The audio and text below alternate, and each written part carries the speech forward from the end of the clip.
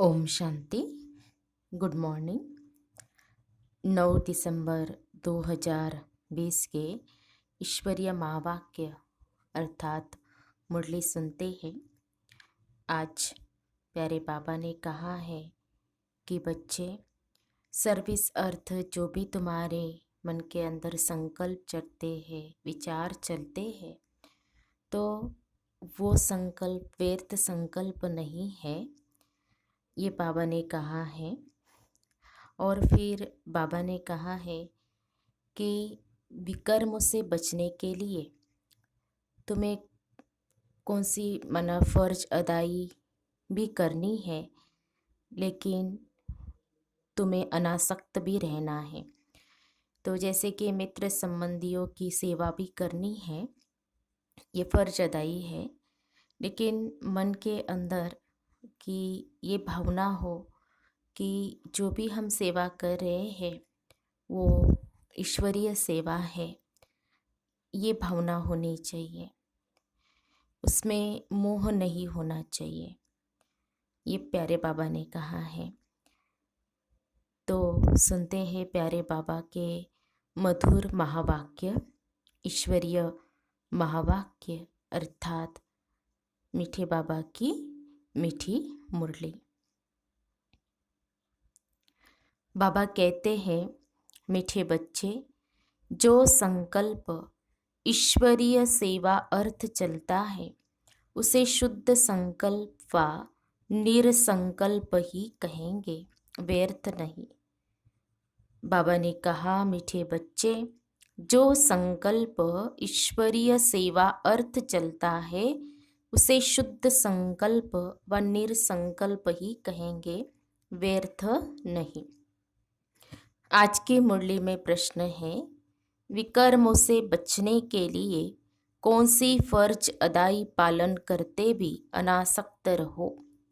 विकर्मों से बचने के लिए कौन सी फर्ज अदाई पालन करते भी अनासक्त रहो।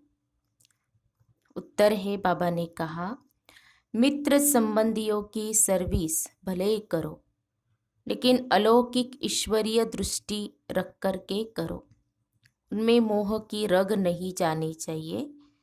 अगर किसी विकारी संबंध से संकल्प भी चलता है तो वह विकर्म बन जाता है, इसलिए अनासक्त होकर फर्ज अदाई पालन करो।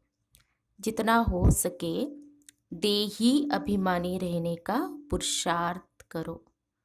ओम शांति। आज तुम बच्चों को संकल्प, विकल्प, निरसंकल्प अथवा कर्म, अकर्म और विकर्म पर समझाया जाता है।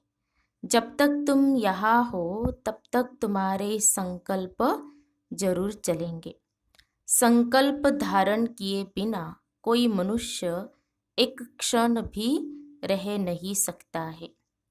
अब यह संकल्प यहाँ भी चलेंगे, सत्युग में भी चलेंगे और अज्ञान काल में भी चलते हैं, परंतु ज्ञान में आने से संकल्प नहीं, क्योंकि तुम परमात्मा की सेवा अर्थ निमित्त बने हो। तो जो यज्ञ अर्थ संकल्प चलता है वह संकल्प नहीं, वह निरसंकल्प ही है। बाकी जो फालतू संकल्प चलते हैं अर्थात कलयुगी संसार और कलयुगी मित्र संबंधियों के प्रति चलते हैं, वह विकल्प कहे जाते हैं, जिससे ही विकर्म बनते हैं और विकर्मों से दुख प्राप्त होता है। बाकी जो यज्ञ प्रति अथवा ईश्वरीय सेवा प्रति संकल्प चलता है वह गोया निरसंकल्प हो गया। शुद्ध संकल्प सर्विस प्रति भले चले।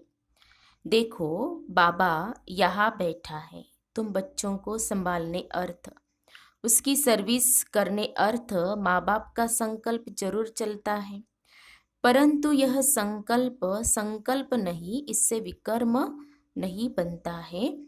परंतु यदि किसी का विकारी संबंध प्रति संकल्प चलता है तो उनका विकर्म अवश्य ही बनता है। बाबा, तुम बच्चों को कहते हैं कि मित्र संबंधियों की सर्विस भले करो, परंतु अलौकिक ईश्वरीय दृष्टि से करो। वह मोह की रग नहीं आनी चाहिए। अनासक्त होकर अपनी फर्ज अदाई पालन करनी चाहिए। परंतु जो कोई यहाँ होते हुए, कर्म संबंध में होते हुए उनको नहीं काट सकते, तो भी उनको परमात्मा को नहीं छोड़ना चाहिए। हाथ पकड़ा होगा तो कुछ न कुछ पद प्राप्त कर लेंगे। अब यह तो हर एक अपने को जानते हैं कि मेरे में कौन सा विकार है।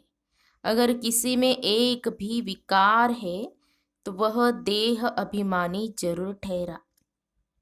जिसमें विकार नहीं वह ठहरा देही अभिमानी। जिसमें विकार नहीं वह ठहरा देही अभिमानी। किसी में कोई भी विकार है तो वो सजाएं जरूर खाएंगे, और जो विकारों से रहित है वे सजाओं से मुक्त हो जाएंगे। जैसे देखो, कोई कोई बच्चे हैं जिनमें न काम है, न क्रोध है, न लोभ है, न मोह है। वो सर्विस बहुत अच्छी कर सकते हैं। बाबा ने कहा अब उन्हों को बहुत ज्ञानमय अवस्था है। बाबा ने कहा अब उन्हों की बहुत विज्ञानमय अवस्था है। वह तो तुम सब भी ओट देंगे। अब यह तो जैसे मैं जानता हूँ वैसे तुम बच्चे भी जानते हो। अच्छे को सब अच्छा कहेंगे, जिसमें कुछ खामी होगी उनको सभी वही ओट देंगे। अब यह निश्चय करना, जिनमें कोई विकार है वो सर्विस नहीं कर सकते। जो विकार प्रूप है वो सर्विस कर औरों को आप समान बना सकेंगे। इसलिए विकारों पर पूर्ण जीत चाहिए, विकल्प पर पूर्ण जीत चाहिए। ईश्वर अर्थ संकल्प को निरसंकल्प रखा जाएगा। वास्तव में निरसंकल्पता उसी को कहा जाता है जो संकल्प चले ही नहीं, दुख सुख से न्यारा हो जाए। वह तो अंत में जब तुम हिसाब किताब चुकतू कर चले जाते हो, वहाँ दुख सुख से न्यारी अवस्था में तब कोई संकल्प नहीं चलता। उस समय कर्म अकर्म दोनों से परे अकर्मी अवस्था में रहते हो। यहाँ तुम्हारा संकल्प जरूर चलेगा, क्योंकि तुम सारी दुनिया को शुद्ध बनाने अर्थ निमित्त बने हुए हो। तो उसके लिए तुम्हारे शुद्ध संकल्प जरूर चलेंगे। सतयुग में शुद्ध संकल्प चलने के कारण संकल्प नहीं, कर्म करते भी कर्म बंधन नहीं बनता। समझा? अब कर्म अकर्म और विकर्म की गति तो परमात्मा ही समझा सकता है। वही विकर्मों से छुड़ाने वाला है। जो इस संगम पर तुमको पढ़ा रहे हैं, इसीलिए बच्चे अपने ऊपर बहुत ही सावधानी रखो। अपने हिसाब किताब को भी देखते रहो। तुम यहाँ आए हो हिसाब किताब चुकतू करने, ऐसे तो नहीं यहाँ आकर भी हिसाब किताब बनाते जाओ तो सजा खानी पड़े। यह गर्भ जेल की सजा कोई कम नहीं है। इस कारण बहुत ही पुरुषार्थ करना है। यह मंजिल बहुत भारी है, इसलिए सावधानी से चलना चाहिए। विकल्पों के ऊपर जीत पानी है जरूर। अब कितने तक तुमने विकल्पों पर जीत पाई है, कितने तक इस निरसंकल्प अर्थात दुख सुख से न्यारी अवस्था में रहते हो, यह तुम अपने को जानते रहो। जो खुद को नहीं समझ सकते वह मम्मा बाबा से पूछ सकते हैं, क्योंकि तुम तो उनके वारिस हो, तो वह बता सकते हैं। निरसंकल्प अवस्था में रहने से तुम अपने तो क्या किसी भी विकारी के विकर्मों को दबा सकते हो? कोई भी कामी पुरुष तुम्हारे सामने आएगा तो उसका विकारी संकल्प नहीं चलेगा। जैसे कोई देवताओं के पास जाता है तो उनके सामने वह शांत हो जाता है, वैसे तुम भी गुप्त रूप में देवताएं हो। तुम्हारे आगे भी किसी का विकारी संकल्प नहीं चल सकता है। परंतु ऐसे बहुत कामी पुरुष है जिनका कुछ संकल्प अगर चलेगा तो भी वार नहीं कर सकेगा, अगर तुम योग युक्त होकर खड़े रहेंगे तो। देखो बच्चे, तुम यहाँ आए हो परमात्मा को विकारों की आहुति देने, परंतु कोई कोई ने अभी कायदेशीर आहुति नहीं दी है। गुणों का योग परम पिता से जुटा हुआ नहीं है। सारा दिन बुद्धि योग भटकता रहता है, अर्थात देही अभिमानी नहीं बने हैं। देह अभिमान होने के कारण किसी के स्वभाव में आ जाते हैं, जिस कारण परमात्मा से प्रीत निभा नहीं सकते हैं। अर्थात परमात्मा अर्थ सर्विस करने के अधिकारी नहीं बन सकते हैं। तो जो परमात्मा से सर्विस ले फिर सर्विस कर रहे हैं, अर्थात पतितों को पावन कर रहे हैं, वही मेरे सच्चे पक्के बच्चे हैं। उन्हें बहुत भारी पद मिलता है। अभी परमात्मा खुद आकर तुम्हारा बाप बना है। उस बाप को साधारण रूप में न जानकर कोई भी प्रकार का संकल्प उत्पन्न करना गोया विनाश को प्राप्त होना। अभी वह समय आएगा जो 108 ज्ञान गंगाएं पूर्ण अवस्था को प्राप्त करेंगी। बाकी जो पड़े हुए नहीं होंगे वे तो अपनी ही बर्बादी करेंगे। वह यह निश्चय जानना, जो कोई इस ईश्वरीय यज्ञ में छिपकर काम करता है तो उनको जाननहार बाबा देख लेता है। वह फिर अपने साकार स्वरूप बाबा को टच करता है। सावधानी देने अर्थ तो कोई भी बात छिपानी नहीं चाहिए। भल भूले होती है, परंतु उनको बताने से ही आगे के लिए बच सकते हैं। इसलिए बच्चे सावधान रहना। बच्चों को पहले अपने को समझना चाहिए कि मैं हूँ कौन, व्हाट एम आई।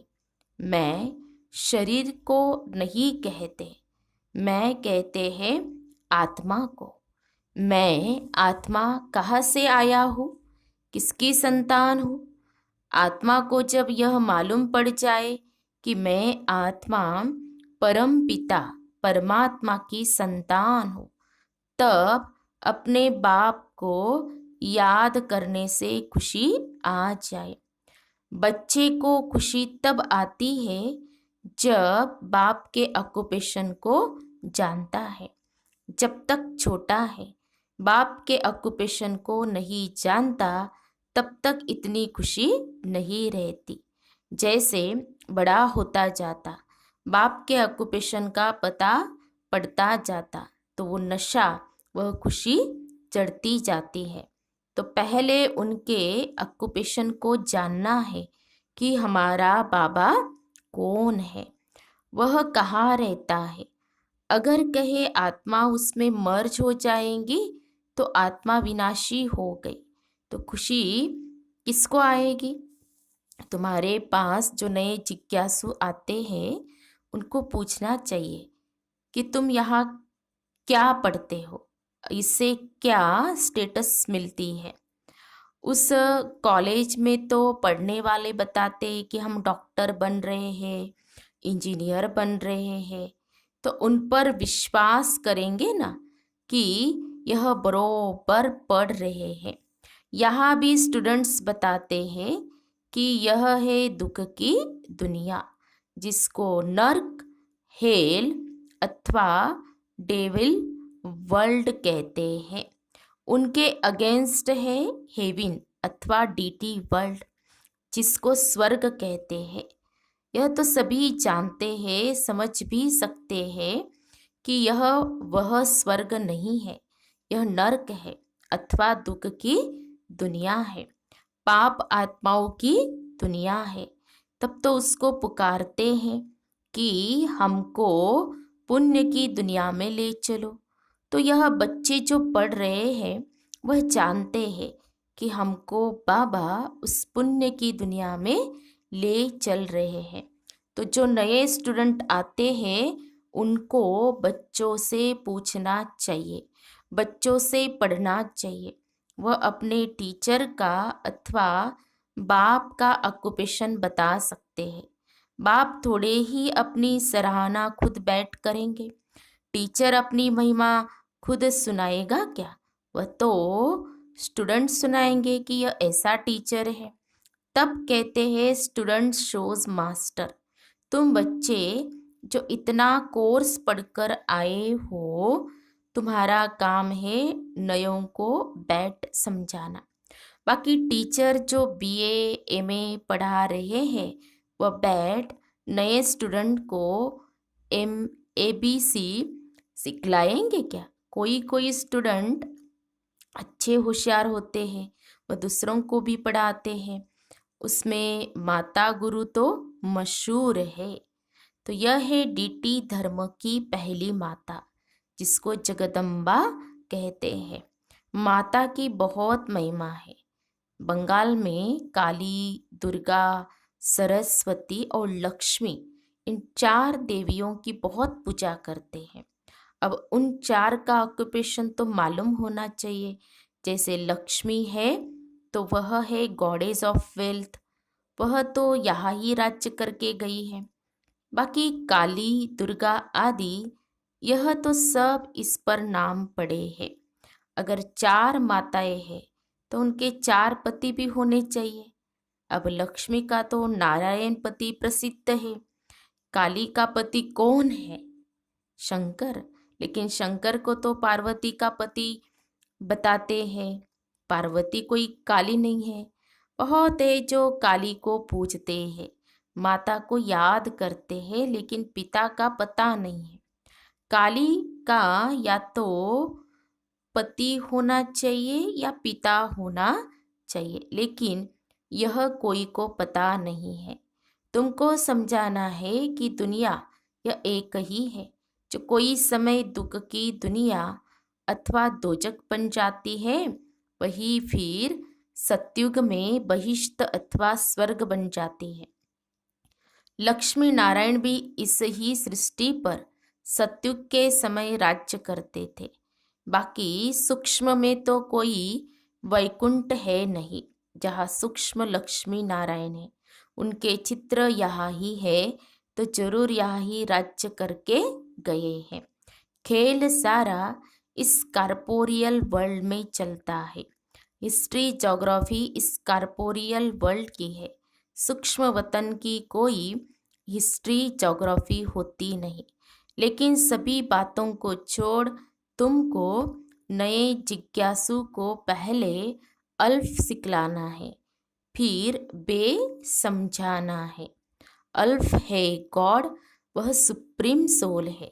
जब तक यह पूरा समझा नहीं है तब तक परम पिता के लिए वह लव नहीं जागता, वह खुशी नहीं आती। क्योंकि पहले जब बाप को जाने तब उनके ऑक्यूपेशन को भी जानकर खुशी में आवे। तो खुशी है इस पहली बात को समझने में। गॉड तो एवर हैप्पी है, आनंद स्वरूप है। उनके हम बच्चे हैं तो क्यों न वह खुशी आनी चाहिए, वह गुदगदी क्यों नहीं होती। I am son of God, I am ever happy master God. बाबा स्वमान बता रहे हैं, I am son of God, मैं किसका बच्चा हूँ? भगवान का बच्चा हूँ। I am ever happy master God, master भगवान। जैसे भगवान हमेशा कैसे होते हैं? एवर हैप्पी, हमेशा खुश। तो मैं भी उनका बच्चा master God I am ever happy master God, वो खुशी नहीं आती तो सिद्ध है अपने को सन अर्थात बच्चा नहीं समझते। God is ever happy but I am not happy. क्या कहते हैं बाबा? God is ever happy but I am not happy, क्योंकि फादर को नहीं जानते हैं। बात तो सहज है। कोई कोई को यह ज्ञान सुनने के बदले शांति अच्छी लगती है, क्योंकि बहुत है जो ज्ञान उठा भी नहीं सकेंगे। इतना समय कहाँ है, बस इस अल्फ को भी जानकर साइलेंस में रहे तो वह भी अच्छा है। जैसे सन्यासी भी पहाड़ों की कंदराओं में जाकर परमात्मा की याद में बैठते हैं, वैसे परमपिता परमात्मा की उस सुप्रीम लाइट की याद में रहे तो भी अच्छा है। उसकी याद से सन्यासी भी निर्विकारी बन सकते हैं, परंतु घर बैठे तो याद कर नहीं सकते। वहाँ तो बाल बच्चों में मोह जाता रहेगा। इसीलिए तो सन्यास करते हैं। होली बन जाते तो उसमें सुख तो है ना। सन्यासी सबसे अच्छे है। आदि देव भी सन्यासी बना है ना। यह सामने उनका आदि देव का मंदिर खड़ा है, जहाँ तपस्या कर रहे हैं। गीता में भी कहते हैं, देह के सभी धर्मों का सन्यास करो। वह सन्यास कर जाते तो महात्मा बन जाते। गृहस्थी को महात्मा कहना बेकायदे है। गृहस्थी को महात्मा कहना बेकायदे है। तुमको तो परमात्मा ने आकर सन्यास कराया है। सन्यास करते ही है सुख के लिए। महात्मा कभी दुखी नहीं होते। राजाए भी सन्यास करते हैं तो ताज आदि फेंक देते हैं। जैसे गोपीचंद ने सन्यास किया तो जरूर इसमें सुख है। अच्छा, मीठे मीठे सिखिल दे बच्चों प्रति माता पिता बाप दादा का याद प्यार और गुड मॉर्निंग। रूहानी बाप की रूहानी बच्चों को नमस्ते। हम रूहानी बच्चों की रूहानी बाप दादा को याद प्यार और नमस्ते नमस्ते। ओम शांति ओम शांति ओम शांति। गुड मॉर्निंग बाबा, शुक्रिया बाबा, थैंक्स बाबा। धारणा के लिए मुख्य सार। आज की मुरली का सार 2 पॉइंट में। पहली पॉइंट है, कोई भी उल्टा कर्म छिपकर नहीं करना है। बाप दादा से कोई भी बात छिपानी नहीं है। बहुत बहुत सावधान रहना है। दूसरी पॉइंट, स्टूडेंट शोज मास्टर, जो पढ़ा रहे हैं वो दूसरों को पढ़ाना है। एवर हैप्पी गॉड के बच्चे हैं, इस स्मृति से अपार खुशी में रहना है। फिर आज की मुरली में बाबा का वरदान है, हर आत्मा को ऊंच उठाने की भावना से रिगार्ड देने वाले शुभ चिंतक भव। हर आत्मा को ऊंच उठाने की भावना से रिगार्ड देने वाले शुभ चिंतक भव। स्पष्टीकरण है, हर आत्मा के प्रति श्रेष्ठ भावना अर्थात ऊंच उठाने की व आगे बढ़ाने की भावना रखना अर्थात शुभ चिंतक बनना। अपनी शुभ वृत्ति से, शुभ चिंतक स्थिति से अन्य के अवगुण को भी परिवर्तन करना। किसी की भी कमजोरी व अवगुण को अपनी कमजोरी समझ वर्णन करने के बजाय व फैलाने के बजाय समाना और परिवर्तन करना, यह है रिगार्ड। बड़ी बात को छोटा बनाना, दिल शिकस्त को शक्तिवान बनाना, उनके संग के रंग में नहीं आना, सदा उन्हें भी उमंग उत्साह में लाना, यह है रिगार्ड। ऐसे रिगार्ड देने वाले ही शुभ चिंतक है। स्लोगन है, त्याग का भाग्य समाप्त करने वाला पुराना स्वभाव संस्कार है, इसलिए इसका भी त्याग करो। त्याग का भाग्य समाप्त करने वाला पुराना स्वभाव संस्कार है, इसलिए इसका भी त्याग करो।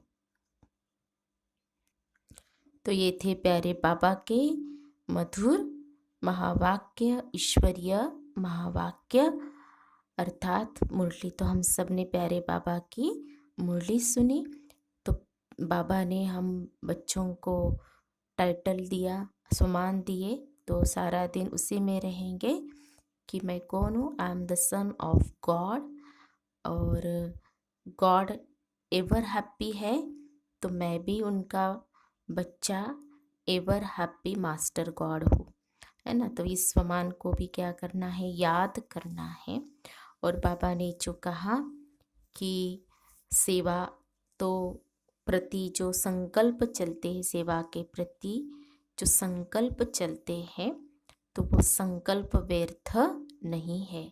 तो ये बाबा ने हम बच्चों को कहा है, और भी बाबा ने हम बच्चों को शिक्षाएं दी है। तो आज की मुरली को हम क्या करेंगे, बहुत ही ध्यान से सुनेंगे और उसका प्रैक्टिकल में उसका अभ्यास भी करेंगे। ओम शांति, ओम शांति, ओम शांति।